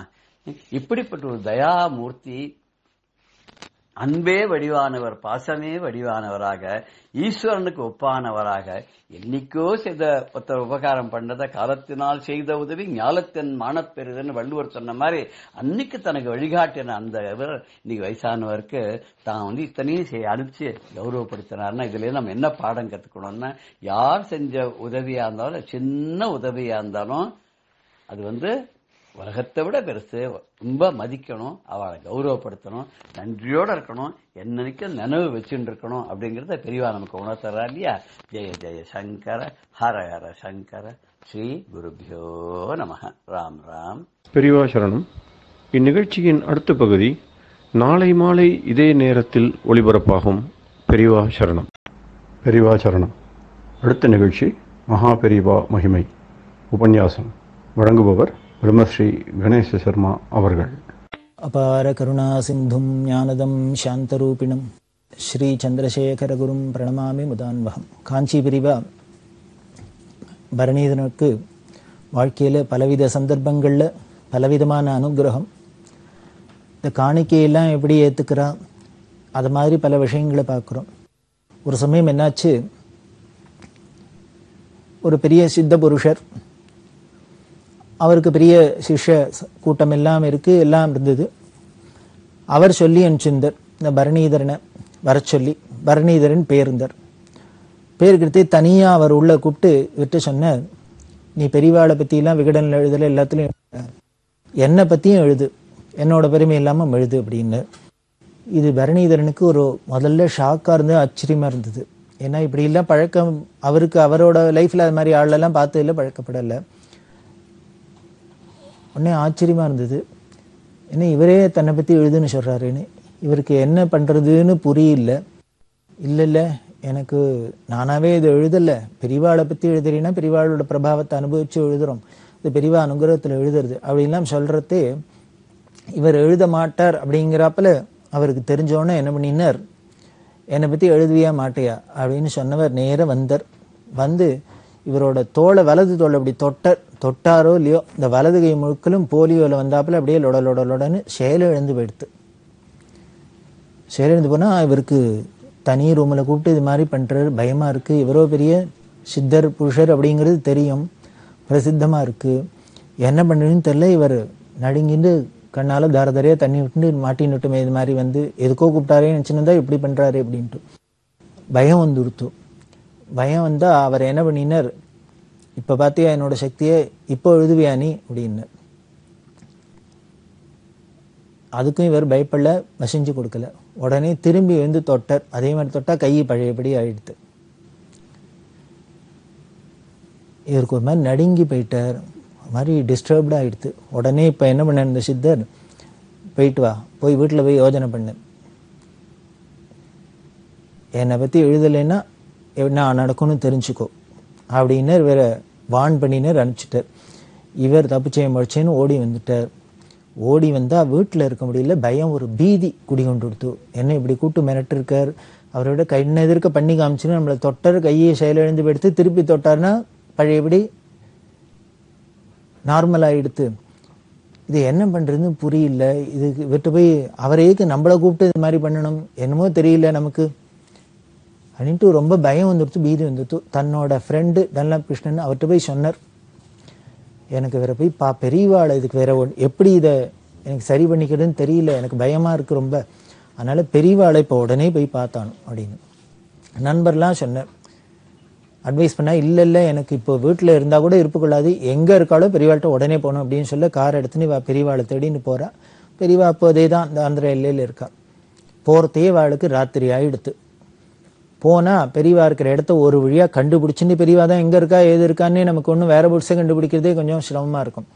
இப்படி ராத்திரி போனா கண்டுபிடிச்சா ஏதோ ஒரு இடத்துல ரிக்ஷா நிற்கிறத பார்த்துட்டு பெரியவா இங்கதான் இருக்கணும்னு நினைச்சுன்னு போனா ஏதோ ஒரு இடத்துல தங்கி இருக்கா பெரியவா. உள்ளுக்குள்ள பெரியவா படுத்துன்னு இருக்கா, வெளியில பெரியவாள்கிட்ட கைங்கமே கண்ணன்னு அவர் இருக்கார். இவாளுக்கெல்லாம் பழகினத்தினால என்னடா ஸ்ரீதர் எதுக்கு இப்படி வந்திருக்குன்னு பார்த்தா, இவரை பார்த்தாலே வெளியேறி போய் பயம் பீதி பிடிச்சவரா இருக்கார். சொல்லிட்டு அழுதர், இது மாதிரி அவர் கூப்பிட்டு என்ன மிரட்டுற, எழுதலைன்னா உன் கையை ஒன்று சுவாதீனம் இல்லாத பண்ணிவிடுவேன், என்ன வேணா பண்ணிவிடுவேங்கிற, எனக்கு பயமா இருக்கு, பெரியவாளை பார்க்கணும். உடனே அவர் கண்ணன் சொன்னார், பெரியவா அப்பதான் விஸ்ராந்திக்கு போயிருக்கா, இப்படியே படுத்துக்கோ, கார்த்தால ஏந்தணுன்னு முதல்ல தரிசனம் பண்ணி பெரியவாள்கிட்ட சொல்லலாம், பயப்படாது அப்படின்னா. இல்லை எனக்கு இப்பவே பார்க்கணும், எனக்கு இனிமேல் தூக்கம் வராது, பெரியவாளை பார்த்து எனக்கு கொட்டி தீத்தா தான் சரியா வரும் அப்படின்னு சொல்லிட்டு இருக்கிறதே பெரியவா உள்ளேருந்து கையை தட்டி கூப்பிட்டா. யார் வந்திருக்கா? ஸ்ரீதர் வந்திருக்கா. எதுக்கு இந்த அகாலத்தில் வந்திருக்கா? விஷயத்தை சொன்ன, வர சொல்லும். வந்தா பிரிவா என்னன்னு விட்டு சொன்னா, என்ன நடந்தது விவரம்லாம் விசாரிச்சா. நீ எதுக்கு அவர்கிட்ட போன அப்படின்னு. இல்லை நான் போல, அவராவதையும் கூப்பிட்டு அனுப்பிச்சு, அப்புறம் தான் அப்படிலாம் விஷயம்லாம் நடந்தது அப்படின்னு சொன்னா. உடனே பெரியவா எல்லாத்தையும் கேட்டுட்டும், பாரு ஏன் பயப்படுற, உன்னால அவரை என்னடா பண்ண முடியும் அப்படின்னா. இதான் பெரியவா சொன்ன அபய கொடுத்த வார்த்தை. எதுக்கு பயப்படுற, அவரால் உன்னை என்னடா பண்ண முடியும் அப்படின்னா. அதனால இவருக்கு கண்ணால தாரதாரியா தண்ணி கொட்டுது, இதுக்கு மேல என்ன நமக்கு ஆறுதல் சொன்னோம், அதனால பயப்படாது அப்படின்னா இவர் கண்ணை தொடச்சுட்டு, இன்னுமே இது மாதிரி ரெண்டுங்கிட்ட இடத்துக்கெல்லாம் நீ போகாத, ஒன்றும் யார்ட்டையும் போய் எதுக்கும் மாட்டிக்காத, கவலைப்படாது அப்படின்னு, போயிட்டு வா அப்படின்னா உத்தரவு கொடுத்துட்டா. உத்தரவு கொடுத்தா இவருக்கு என்ன ஆயிடுத்துன்னா, இங்க வந்து இப்படி இந்த பெரியவாளை தரிசனம் பண்ற வரைக்கும் என்னெல்லாம் ஒரு பயம் பீதி இருந்ததோ, இப்ப பெரியவா வந்து சொல்லி வாக்கு கொடுத்து அபயம் கொடுத்தோன்னு எப்படிதான் மாறித்துன்னு தெரியல. இப்போ தைரியம் வந்துட்டு நார்மல் ஆயிட்டருவர். இதெல்லாம் எப்படி சார் நடக்கும்னர், அந்தந்த சந்தர்ப்பத்துல அவளா இருந்து நடக்கிறதே தான் தெரியும். நமக்கு பெரியவாள்கிட்ட போறதே நமக்கு எப்படி இல்லாம் ஒரு மனோபாவம் இருக்கும். அப்புறம் அவ தரிசனம் பண்ணி அவ கையை தூக்கி அனுகிரகம் பண்ணி ஆசீர்வாதம் பண்ணி அவ நமக்கு வரம் கொடுத்தாக்க அபயம் கொடுத்தா அதுக்கப்புறம் நமக்கு எவ்வளவு ரிலீஃப் இருக்கும் அப்படிங்கிறதுலாம் அந்தந்த ஸ்டேஜ்ல அவளா இருந்து பார்க்கறதே தான், அனுபவிக்கிறதே தான் முடியும். நமக்கு இது கேட்கறதே வேணா ஏதோ எப்படி இப்படிலாம் நடக்குமா, என்ன மேஜிக் மாதிரி நடக்குமா அப்படின்னா, மேஜிக் தான், மேஜிக் மாதிரி தான். அதை விட அதிசயம், இவரோட பயம் எல்லாம் இருந்த இடம் தெரியல, இவருக்கு ரிலீஃப் ஆயிடுத்து, நிம்மதி ஆயிடுத்து. உடனே பெரியவா என்ன சொன்னா, சரி போயிட்டு வா, பயப்படாத போயிட்டு வா அப்படின்னா. இவர் பார்த்தார், வந்ததே ராத்திரி அகாலத்துல வந்திருக்கோம், அதனால இனிமே அகாலத்துல டிராவல் பண்ணிட்டு திருப்பி ஆத்துக்கு போக வேண்டாம், ராத்திரி இங்க படுத்துன்னுட்டு வெடிகாலத்தால ஒரு தரிசனம் பண்ணிட்டு போகலாம் அப்படிங்கிறதுனால, இல்ல இத்தனை நேரம் அகாலம் ஆயிடுத்து, அதனால நாங்க இங்கேயே படுத்துன்னுட்டு கார்த்தால ஏந்துன்னு போறோம் அப்படின்னா. பெரியவா உடனே, வரத்தே அகாலம் தெரியல, போறதே உனக்கு அகாலமாக்கும் அப்படின்னா. அதெல்லாம் ஒண்ணும் இல்லை, பயமா என்ன திருப்பி போறதுக்கு, கவலையே படாத, இப்பவே கிளம்பி போ அப்படின்னு அவர் பன்னீதரன் தான் சொல்லுவார். அதுக்கப்புறம் நமக்கு நார்மல்சி வரணும், நம்ம நார்மலா ஆயிட்டோம் அப்படிங்கிறது இதே அகாலத்துல தானே அங்கேருந்து மெட்ராஸ்லேருந்து காரை தூக்கிட்டு தேடிட்டு வந்திருக்கு. அப்போ அகாலத்துல டிரைவ் பண்ணிட்டு வருமே, ஓட்டின்னு வருமே, வண்டியில் வருமேன்னு தோணல. இப்ப எல்லாம் இந்த பயம் போனோன்னு அகால பயம் வந்துருத்து. பெரியவா அதுக்கும் பயத்தை தெளிய வச்சு, பயகிருத் பயநாசனா அப்படின்னு சொல்றதோ இல்லையோ, விஷ்ணு சஹஸ்ரநாம சொல்றதுல பயத்தை உண்டு பண்றவரும் அவர் தான், பயத்தை போக்குறவரும் அவர் தான், அதனால கவலைப்படாத, போயிட்டு வா, நான் இருக்கேன், எப்பொழுதும் துணை இருக்கேன் அப்படின்னு சொல்லி. இது வரணீதனுக்கு சொன்ன வார்த்தை தான். அவரால் உன்னை என்ன பண்ண முடியும், ஒன்றும் பண்ண முடியாது, நான் இருக்கேன் அப்படின்னு சொன்னாப்புல பிரதோஷ மாமா என்ன பண்ணுவா, அவாத்துல இதை அப்படியே போட்டே வச்சிருப்பா. இந்த வாசகத்தை பரணிதரனுக்கு பெரியவா கொடுத்த இந்த அபயப்பிரதமான இந்த வார்த்தைய கீதையில சொல்வாளோ இல்லையோ, எல்லாரும் போட்டு வச்சுப்பா. மாம் ஏகம் சரணம் பஜ, என்மத்தனே சரணாகதி பண்ணு, நான் எல்லா ஒன்ன கை தூக்கி விடுறேன், எல்லா பாபத்திலிருந்து ரட்சிச்சு கொண்டேன் அப்படின்னு கீதையில சுவாமி கொடுத்த வாக்க அவ கீதா ஸ்லோகத்துல நம்ம போட்டு வச்சுக்கிறாப்புல அதே கீதா வாக்கியம் தான் இதுவும். பெரியவா அவரால் உன்னை என்னடா பண்ண முடியும், பயப்படாது அப்படின்னு சொன்ன இந்த வார்த்தையை பிரதோஷ மாமாவத்துல பெருசா எழுதியே வச்சுப்பா. எதுக்கு அப்படின்னார், அப்பப்போ பார்க்கறதையெல்லாம் நமக்கு பயம் வரத்தையெல்லாம், கவலை வரத்தையெல்லாம், விசாரம் வரத்தையெல்லாம் இந்த வார்த்தையை பார்த்தாலே போரும், அபயப்பிரதமான இந்த வார்த்தையை பார்த்தாலே போரும், பெரியவா அனுகிரகம் நமக்கு பூர்ணமா இருக்கு, அதனால நம்ம பயப்படுறதுக்கு ஒண்ணும் இல்லை, அஞ்சுவது ஒன்றும் இல்லை அப்படிங்கிறார். அஞ்சறதுக்கு ஒண்ணும் இல்லை அப்படின்னு தேவாரத்துல சொல்றார். நாமார்க்கும் குடியெல்லோம் நமனை எஞ்சோம், நரகத்தில் இடப்படோம் நடலை எல்லும், ஏமாப்போம் பிணியறியோம் பணிவோம் அல்லோம், இன்பமே என்னாலும் துன்பம் இல்லை. அப்பர் சுவாமிகள் வாக்குன்னா எதுக்கு நாம பயப்படும், கற்றுணை பூட்டியோர் கடலினில் பாய்ச்சினும் நற்துணையாவது நமசிவாயவே அப்படி எல்லாம் சொல்ற. அது மாதிரி அந்த நமசிவாய ஸ்வரூபமான எல்லாருக்கும் பயத்தை போக்கக்கூடிய, அபயம் கொடுக்கக்கூடிய சர்வேஸ்வரனான பெரியவா இருக்கிறதே, அவளோட வாக்கு இருக்கிறதே, அவளோட அனுகிரகம் இருக்கிறதே, நம்ம எதை பார்த்து பயப்படணும், எதுக்கு கவலைப்படணும், எதுக்கு பயப்படணும். ஐயர்வாள் சொல்ற, தியாகபுரம் சொல்ற, மா கேளரா வீச்சாரமோ, எனக்கு எதுக்குடா கவலை, ஏன் நான் ஏன் கவலைப்படப்படாதுன்னு. என்னோட யோகக்ஷேத்தெல்லாம் மகாம்பிகம் நீ தான் வார்த்தையை கொடுத்துருக்க, வாக்கு கொடுத்துருக்க, என்னை பத்தி கவலைப்படுறதுக்கு நீ ஒருத்தன் இருக்கிறதே, எனக்கு அனுகிரகம் பண்ணும், இது வேணும் அது வேணும், என்னை பத்தி கவலைப்படுறதுக்கு நீ இருக்கிறதே, நான் எதுக்கு கவலைப்படணும் அப்படின்னு சொல்றாப்புல தான் நாமும் இருக்கலாம். இந்த மாதிரி நிகழ்ச்சிகள்லாம் நமக்கு அப்படித்தான் கொடுக்கறது, ஒரு தைரியம் கொடுக்கறது. என்ன ஒரு சிரமமா இருந்தாலும், என்ன ஒரு கஷ்டமா இருந்தாலும் நாம பயப்படுறதுக்கு ஒண்ணுமே இல்லை, பெரியவா அனுகிரகம் கூடவே இருக்கு அப்படின்னு. அப்படி இருக்கிற பெரியவா எப்படி எல்லாம் சௌலபியமாகவும் இருப்பா, எப்படி எல்லாம் இருப்பா அப்படிங்கிறதும் ஒரு நிகழ்ச்சி. பெரியவா சென்னையில் இருக்கிறது ஹிந்து ஆஃபீஸ்க்கு போறா. ஹிந்து ஆஃபீஸ்க்கு போகிறதே ராத்திரி, ஏன்னா மவுண்ட் ரோடில் மற்ற சமயங்கள்லாம் டிராஃபிக் ஃபீலாக இருக்கிறதுனால ராத்திரி 10 மணிக்கு மேலே கிளம்பி பட்டணத்தில் இருக்கிறதே எங்கெங்கே போகணுமோ அப்படி போயிட்டு வருவா. இப்படி ஒரு நாளைக்கு ராத்திரி 10 மணிக்கு மேலே கிளம்பி மவுண்ட் ரோடில் நடந்து மாம்பலத்துலேருந்து ஹிந்து ஆஃபீஸ்க்கு போகிறா. ஹிந்து ஆஃபீஸ்க்கு போகிற வழியில் ஒன்றா பார்த்துன்னு போகிறதே எல்ஐசி கட்டடம் இருந்தது. இந்த எல்ஐசி கட்டடம் கிட்ட வந்தோடனே கண்ணன்னு பெரியவாள்கிட்ட கைங்கிற மனுஷர், இதான் எல்ஐசி கட்டடம். அவள் தான் புதுசாக எல்ஐசி கட்டடம் கட்டியிருந்தா. பட்டணத்திலேயே மெட்ராஸ்லேயே ஒரு 12 மாடி கட்டடம், அவ்வளோ உயரமான கட்டடம், இதுதான் புதுசு. அந்த காலத்துல பார்த்தீங்கன்னா மெட்ராஸ் அப்படின்னு காமிக்கணும்ல முதல்ல இந்த சென்ட்ரல் ஸ்டேஷன், இந்த எல்ஐசி கட்டடம் இதெல்லாம் தான் காமிப்பா. அதுக்கு ஒரு மெட்ராஸ்க்கு ஒரு அடையாளமாவே இருந்த ஒரு கட்டடம், இதான் எல்ஐசி கட்டடம் அப்படின்னு கண்ணன் சொன்னார். இது சொன்னோடனே பெரியவா ஸ்ரீதர் எங்க அப்படின்னா, இந்த ஸ்ரீதரும் கூடவே போயிட்டு இருக்க, ஸ்ரீதருங்கிறது வர்ணீதனுடைய இயற்பெயர், ஸ்ரீதரும் போயிட்டு இருக்க. இவர் வந்தோடனே இதுக்கு எத்தனை மாடி அப்படின்னா, ஸ்ரீதருக்கு உடனே ஒரு நிமிஷம் யோஜனை. இந்த எல்ஐசி கட்டடத்தை காமிச்சு கண்ணன் சொன்னார் இதான் புதுசா கட்டி கட்டணும். பெரியவா கண்ணன்ட்டே கேட்டிருக்கலாம், அப்படியா இதுக்கு எத்தனை மாடின்னு அவர்கிட்ட கேட்கலாம். அது இல்லாத கூட்டத்தில் எங்கேயோ இருக்கிற ஸ்ரீதரை கூப்பிட்டு இதுக்கு எத்தனை மாடின்னு கேட்பானே.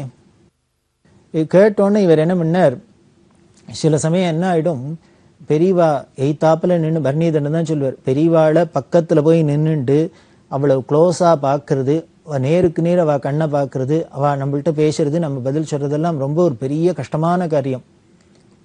நம்மளால அதை தாங்க முடியாது, பயமா இருக்கும். கிட்டக்கு போயிட்டா தேவையில்ல போல இருக்கும், கிட்டக்கு போயிட்டா பயமா இருக்கும். நேர பார்த்தா தேவையில்ல போல இருக்கும், நேர பார்த்தா நமக்கு பயமா இருக்கும். அவ ஏதாவது நம்மள்கிட்ட பேசினா தேவையில்ல போல இருக்கும், கேள்வி கேட்டா நாக்கு குளரும். அதுதான் நம்மள அறியாத அந்த பயபக்தி அப்படிங்கிறது. ஏன்னா அது பரபிரம்மம் இல்லையோ, சர்வேஸ்வரனோ இல்லையோ, அது பார்த்தா ஒரு மனுஷ சரீரத்துல இருந்தா கூட அதோட அந்த பிரபாவத்தினால சாநித்தியத்தினால நம்ம கிட்டக்க நெருங்க நெருங்க நம்மள அறியாத அந்த பயம் இருந்துட்டே இருக்கும். அப்படிதான் இருக்கும். இவருக்கு கேட்டோன்னே ஒரு கன்ஃபியூஷன் வந்துடும், பயம் வந்துடும். ஏன்னா பெரியவாள்கிட்ட ஒழுங்கா பதில் சொல்லணும். இவர் சொன்னார் பார்க்கணும் அப்படின்னு, அதாவது 12 13 அப்படின்னு 11 அப்படின்னு பிரச்சனை வந்தது. இது எத்தனை மாடி கட்டணும் அப்படின்னு, 12 மாடி அப்படின்னு இவர் சொன்னார்.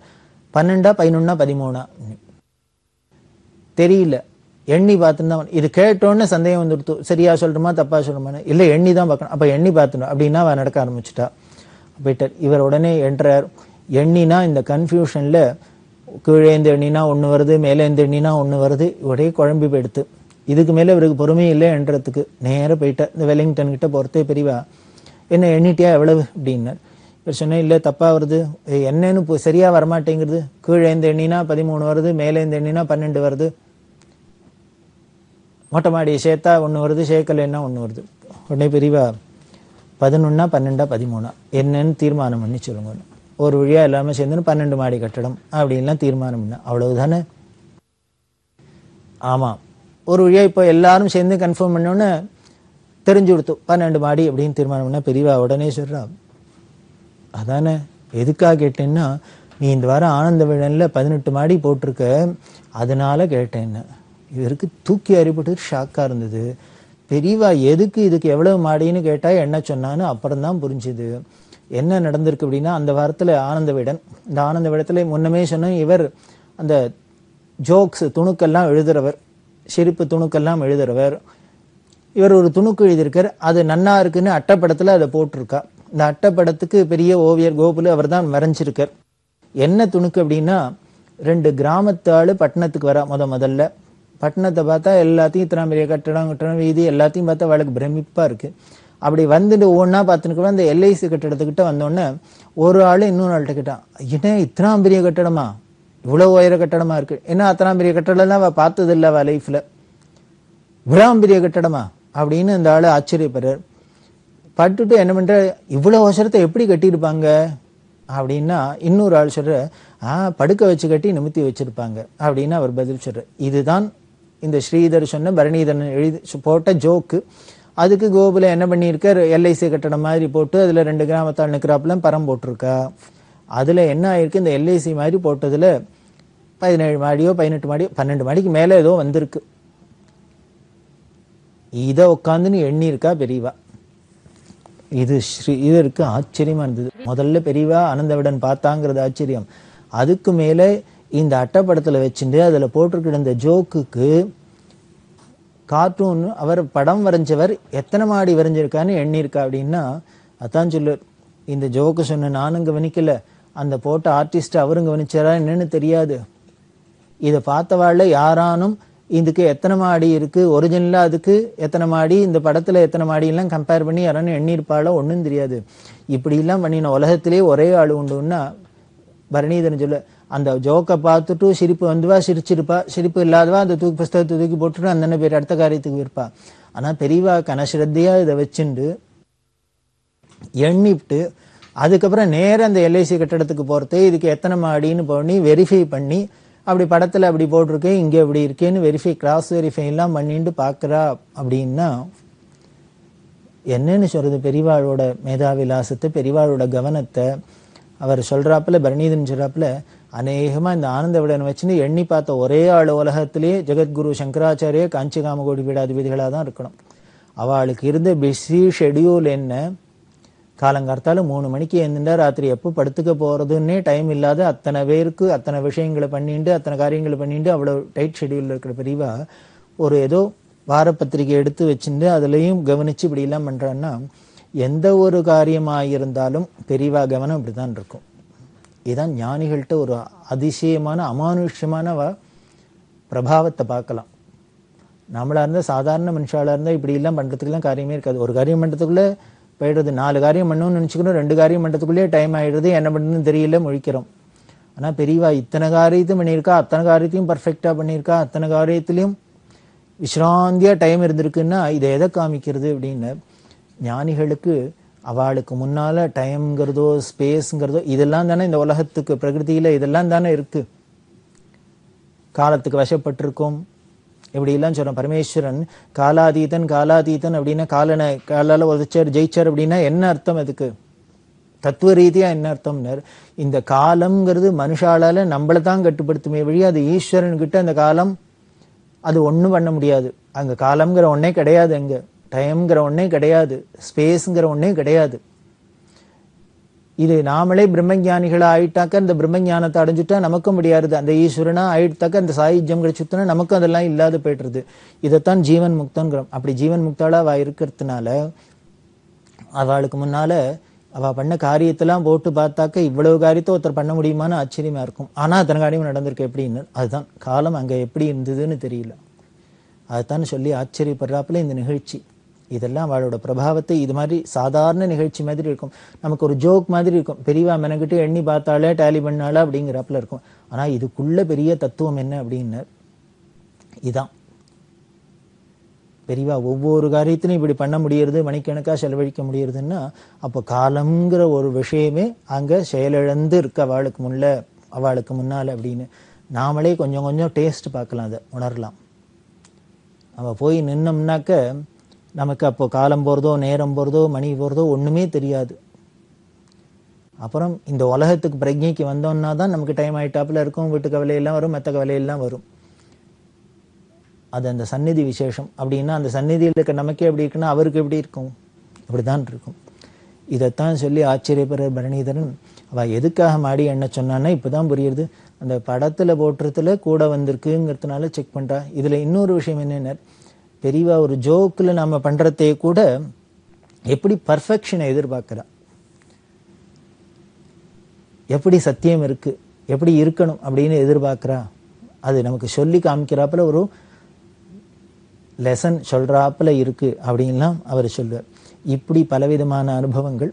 அப்படி இருக்கிற அவர் வாசனை தான் பெரியவா நீ சொன்னா வருவரான்னா வர சொல்லி அவருக்கு அப்புறம் 100 ரூபா கொடுன்னு சொன்னா அப்படின்னு.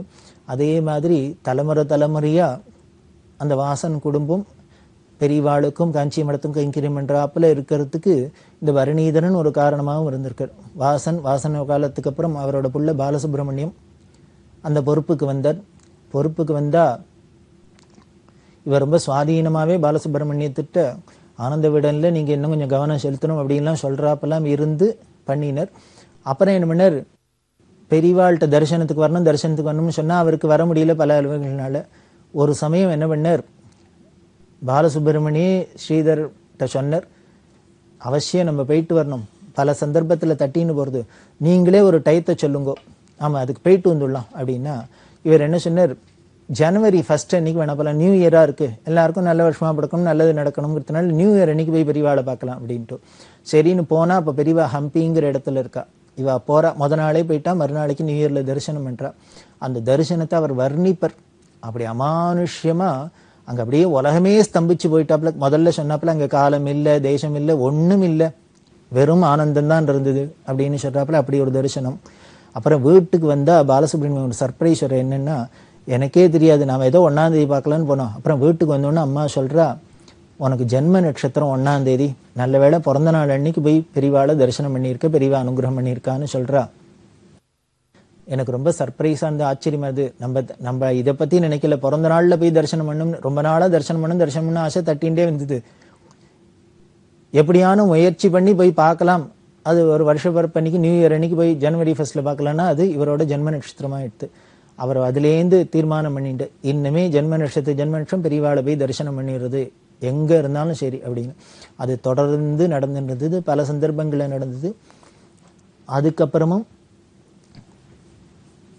அவருக்கு பல சோதனைகள்லாம் வரத்து, அது எல்லாமே பெரியவா அனுகிரகத்தினால விலகித்து அப்படின்னு அவளுக்கு பரம நம்பிக்கை. பல பரணிதனுக்கு ரொம்ப சந்தோஷம். அதுக்கப்புறம் ஒரு சமயம் என்ன பண்ண, பாலசுப்ரமணியமே பெரியவாளுக்கு மடத்துக்கு ஒரு காணிக்கை கொடுக்கணும்னு ஆசையா இருக்கு. அதாவது பெரியவாளோட சென்டினரியும் போது ஏனாத்தூர்ல பெரிய யூனிவர்சிட்டி பல்கலைக்கழகம் ஆரம்பிச்சா, அதுக்கு ஏதாவது கான்ட்ரிபியூட் பண்ணணும்னு இருக்கு. அதனால வாசன் அறக்கட்டளை இருக்கு, அது மூலியமா 1,00,000 ரூபாய் கொடுக்கணும்னு ஆசையா இருக்கு. அதனால புள்ள சீனிவாசன் பாலசுப்ரமணிய புள்ள இவர்கிட்ட கொடுத்து அனுப்புறேன், நீ அழிச்சுன்னு போய் மடத்துல சேர்த்துரு அப்படின்னு. இப்ப கொண்டு பெரியவாள்கிட்ட கொடுத்தா, ஜெயேந்திர சர் சுவாமிகிட்ட கொடுத்தா, அவர் பரம சந்தோஷம் வாங்கிட்டு அவளுக்கு மரியாதை எல்லாம் பண்ணிட்டு சொன்ன உடனே கொண்டு பெரியவாள்கிட்ட கொண்டு வச்சு இதை அனுகிரகம் வாங்கிக்க அப்படின்னு சொல்லி பெரியவாள்கிட்ட கொண்டு வச்சா, பெரியவா அந்த செக்கை பார்த்துட்டு கொடுத்து அனுகிரகம் பண்ணினா. பரணிதரன் சொல்றார், தாத்தா வாசன் என்ன பண்ணார், SS வாசன் 1,00,000 ரூபாயானு பெரியவாளுக்கு கொடுக்கணும்னு நினைச்சிருந்தேன், ஆனா பெரியவா 100 ரூபா தான் கேட்டார். அதுக்கப்புறம் 25 வருஷம் 30 வருஷம் கழிச்சு அவரோட பேரை உள்ள அவரோட பேரனாலே இந்த வாசனோட அறக்கட்டளையிலே அவர் நினைச்ச அந்த 1,00,000 சேர்க்கிறாப்புல ஆயிடுத்து. இதுதான் தொடர்ந்து வாழையடி வாழையா பெரியவா பண்ணிட்டு இருக்கிற அனுகிரகம். அப்படி இருக்கிற பெரியவா பாலசுப்ரமணியத்தை ஒரு தரம் பார்த்து பேசுறதே என்ன பண்ணான்னு, அவர்கிட்ட என்ன பண்ணா, ஹிதோபதேசம், நீதிசாரம், நன்னெறி நூல்கள்லாம் படிக்க சொல்லி, நீ ஒரு பத்திரிகை ஆசிரியரா இருக்க, ஜனங்களுக்கு நல்ல விஷயம்லாம் சொல்லணும். நடக்கிற பத்திரிக்கை நல்ல பத்திரிக்கையா இருந்தாலும் அது படிக்கிற ஜனங்கள் நல்ல ஜனங்களா இருப்பா, அவளுக்கு நல்ல எண்ணம் வரும் அப்படின்னு சொல்லி உபதேசம்லாம் பண்ணியிருக்கா. அது தொடர்ந்து எப்படி எல்லாருக்கும் பயன் கொடுத்துருக்குறது அப்படின்னு சொல்லி பரணிதன் ரொம்ப சந்தோஷப்படுறது. அதுக்கு தான் ஒரு கருவியா இருந்தது. இதுதான் பெரியவா அனுகிரகம் தொடர்ந்து பெருகிறதுக்கு பல பேருக்கு பல காரணங்கள்ல இருக்கு. அதை தொடர்ந்து நாமும் அனுபவிக்கலாம். பெரியவா சரணம். இந்நிகழ்ச்சியின் அடுத்த பகுதி நாளை மாலை இதே நேரத்தில் ஒளிபரப்பாகும். பெரியவா சரணம். பெரியவா சரணம். அடுத்த நிகழ்ச்சி திருவாசக இன்னிசை. வழங்குபவர் ஸ்ரீ சத்குருநாத தேசிகர் அவர்கள். பெரியவா சரணம். திருச்சிற்றம்பலம். திரு பொன்னூசல் சீரார் பவளம் கால் முத்தம் கயிறாக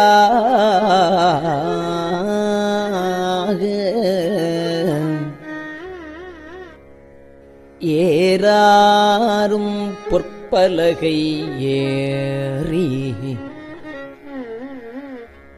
இனிதமர்ந்து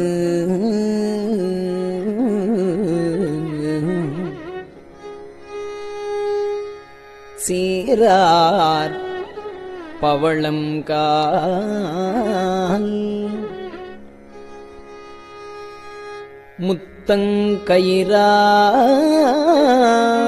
முத்தங்கயிறாக ஏறாரும் பொற்பலகை ஏறி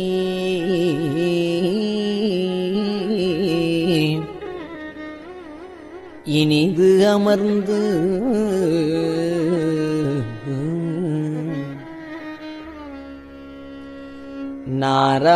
நாராயணன் அறியான் நான் மலர்த்தாள் நாராயணன் அறியான் நான் மலர்த்தாள் நாயடியேற்கு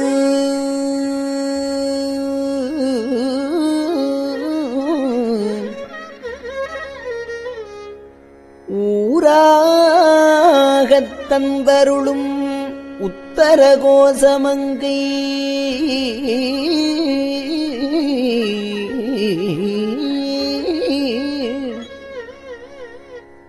ஆறாமுதின்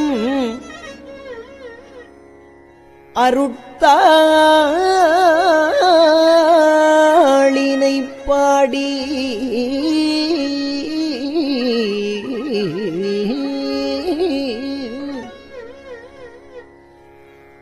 உத்தர கோசமங்கை ஆறாமுதில்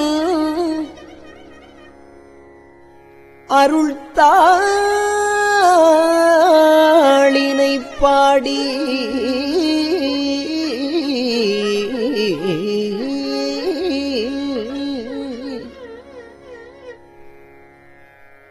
போரார் வேர்க்கண்மடவி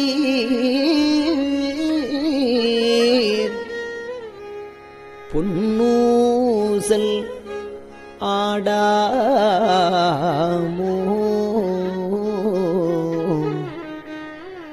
போரார் வேர்க்கண்மடவி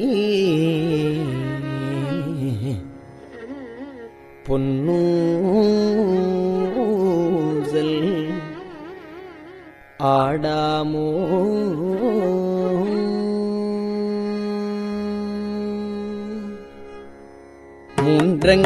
மூன்றங்கிலங்கு நயனத்தன் மூவாத பாந்தங்கு தேவர்களும் காணாமலர் அடிகள் தேன் தங்கு தித்தித்து அமுதூரி தான் தெளிந்தங்கு ஊந்தங்கு நின்றூருக்கும் உத்தர கோசமங்கை போந்தங்கு இடை மருது பாடி குலமஞ்சை போன்றங்கு அனநடையீர் பொன்னூசலாடாமோ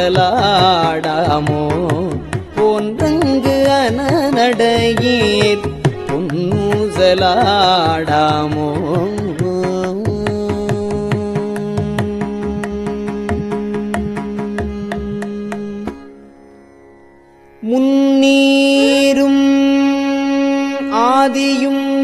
பிரான் முனிவர் குழாம்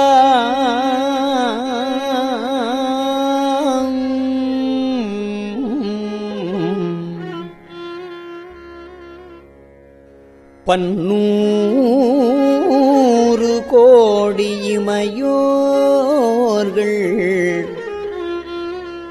தாம் நிற்ப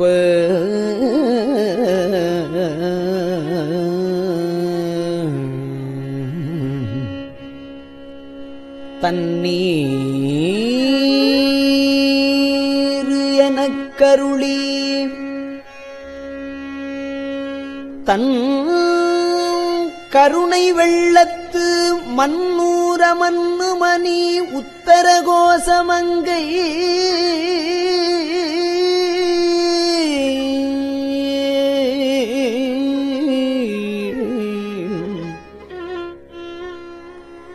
மன்னூர மன்னுமணி உத்தர கோசமங்கை மின்னேறு மாடவியன் மாளிகை பாடி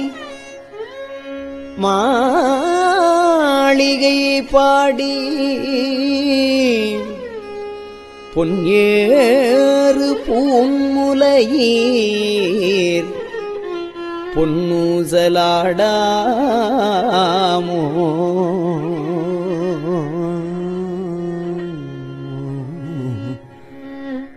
நான்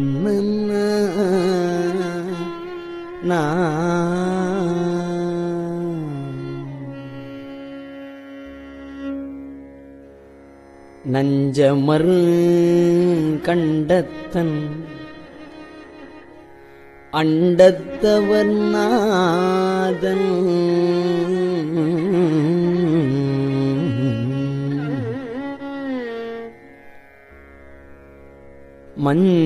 மஞ்சுதோய் மாடமணி உத்தர கோசமங்கை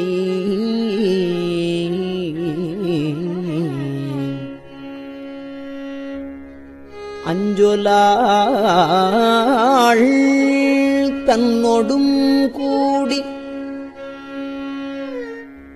அடியவர்கள் நெஞ்சுளே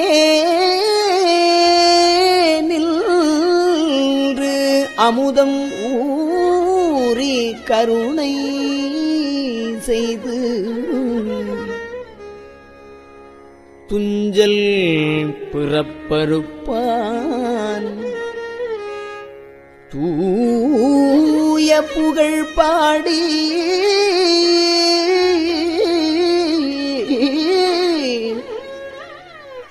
புஞ்சமார்வள் வளை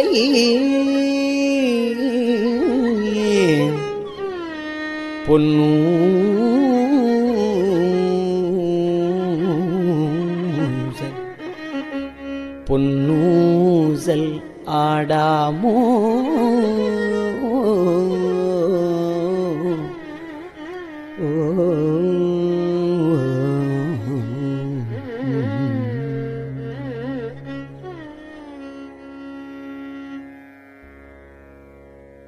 ஆணோ அலியோ அறிவையோ என்று இருவர் காணாக் கடவுள் கருணையினால் தேவர் குழாம் நாணாமே உய்ய ஆட்கொண்டு அருளி நஞ்சுதனை ஊனாக உண்டருளும் உத்தர கோசமங்கை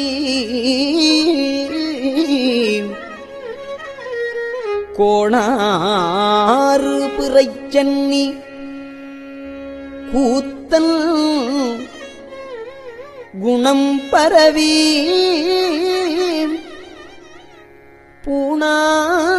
பூணாறு பணமுலையீர்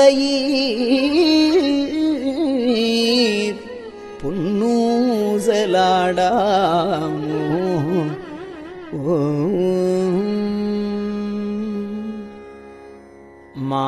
மாதாடு பார் நாகத்தன் உத்தரகோசமங்கை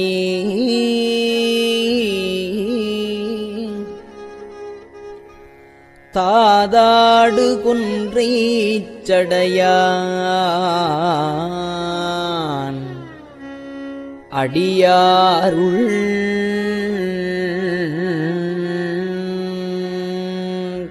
கோதாட்டி நாயேனை ஆட்கொண்டு என் தொல்பிறவி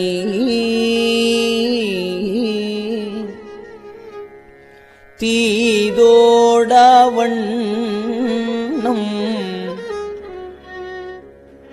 திகழ பிறப்பறுப்பான் காதாடு குண்டலங்கள் பாடி கசிந்து அன்பான் போதாடு பூன்முலையே போதாடு பூன்முலையே பொன்னூசல் ஆடாமோ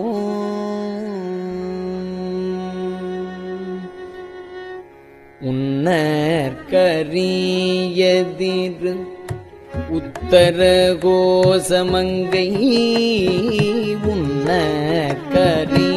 உன்னற்கரியதிரு உத்தரகோசமங்கை மன்னி போலிந்திருந்த மன்னி போலிந்திருந்த மாமரையோன் தன் புகழே பன்னி பணிந்திரஞ்ச பாவங்கள் பற்றறுப்பான் அன்னத்தின் மேலேறி அன்னத்தின் மேலேறி ஆடும் அணி மயில் போல் என்னத்தன் என்னையும் ஆட்கொண்டான் எழில்வாடி பொன்கொத்த பூன்முலையே பொன்வொத்த பூன்முலையீர் பொன்னூசல் ஆடாமோ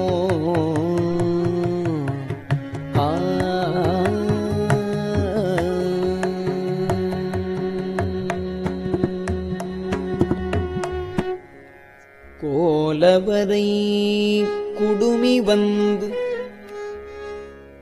குவலயத்து சால அமுதுண்டு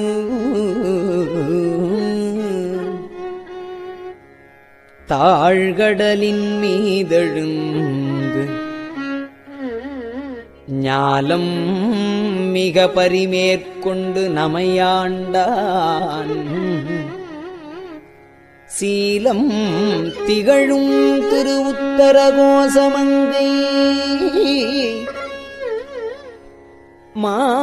மாலுக்கு அரியானை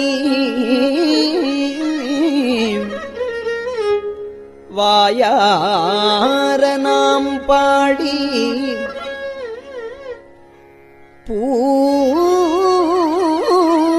பூலித்து அகங்குழைந்து பொன்னூசல் ஆடாமோ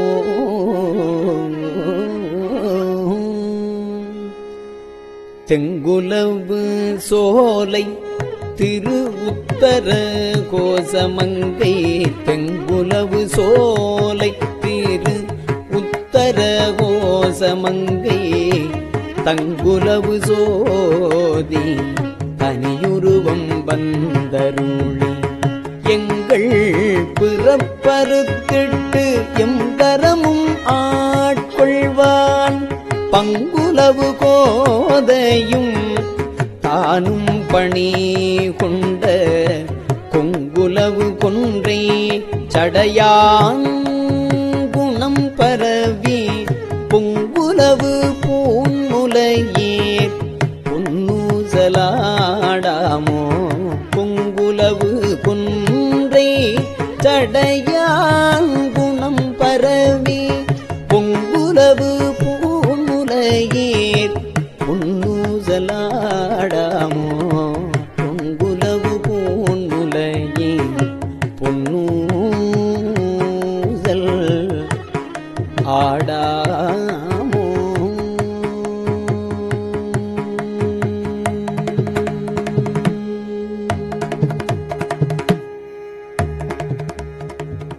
திருச்சிற்றம்பலம்.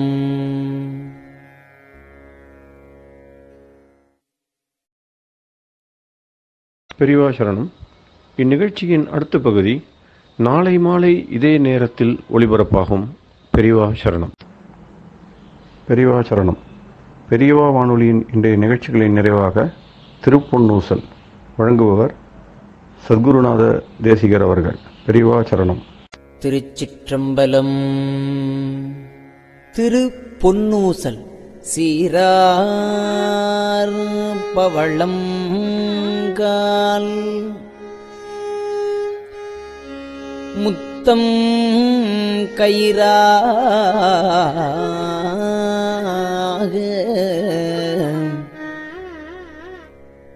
ஏறாரும் பொற்பலகை ஏறி இனிதமர்ந்து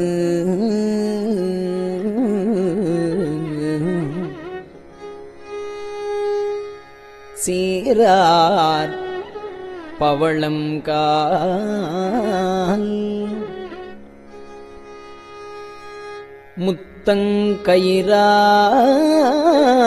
முத்தங்கயிறாக ஏறாரும் பொற்பலகை ஏறி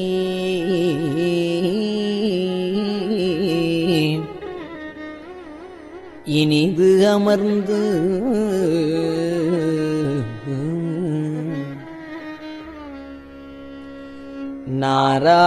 நாராயணன் அறியான் நான் மலர்த்தாள்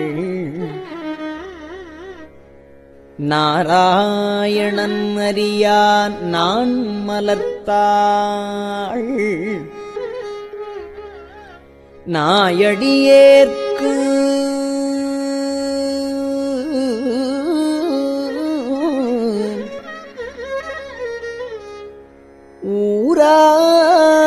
ஊராகத் தந்தருளும் உத்தர கோசமங்கை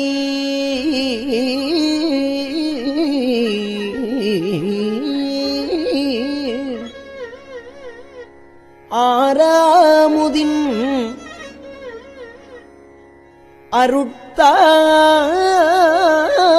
அருட்தாளினை பாடி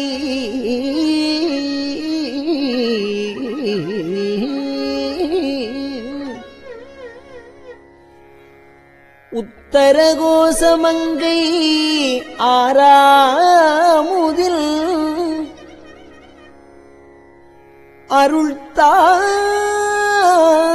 அருள்தாளினை பாடி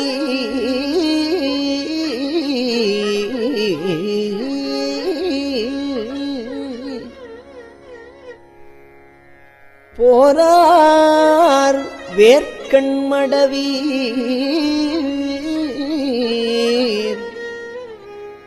பொன்னூசல் ஆடாமோ போரார் வேர்க்கண்மடவி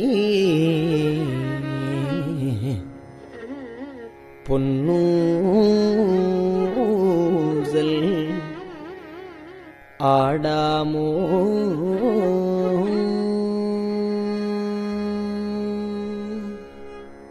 திருச்சிற்றம்பலம்.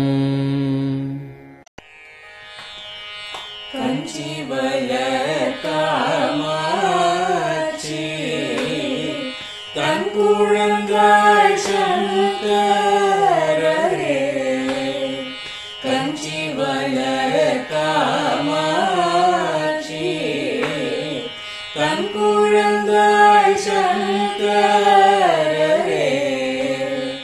குரு சந்திரசேகரரே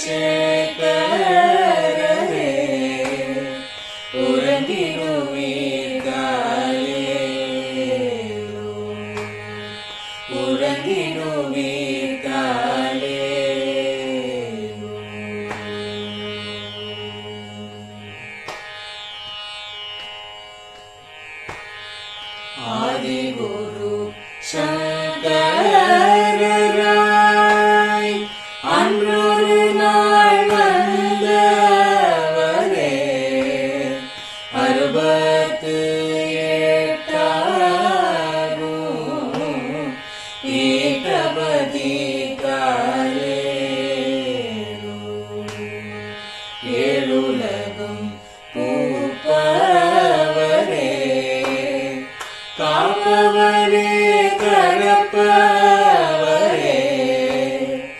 எல்லோர்க்கும் அருள்பவரே உலகிடுவீர்காலே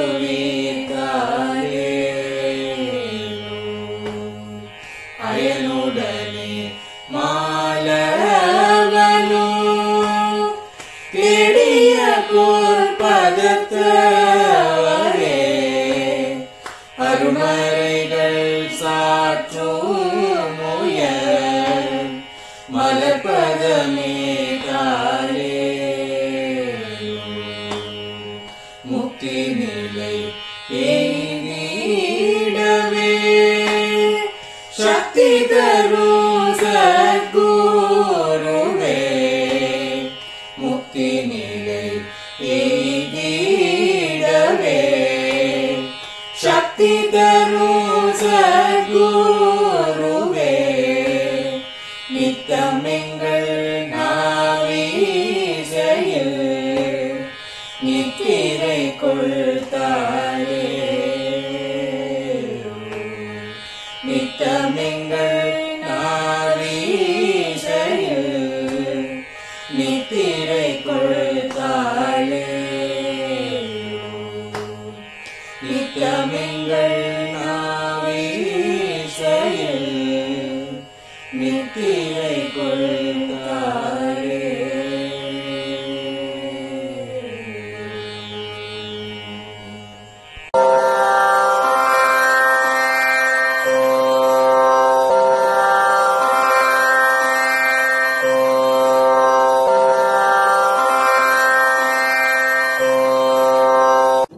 பெரியவா சரணம்.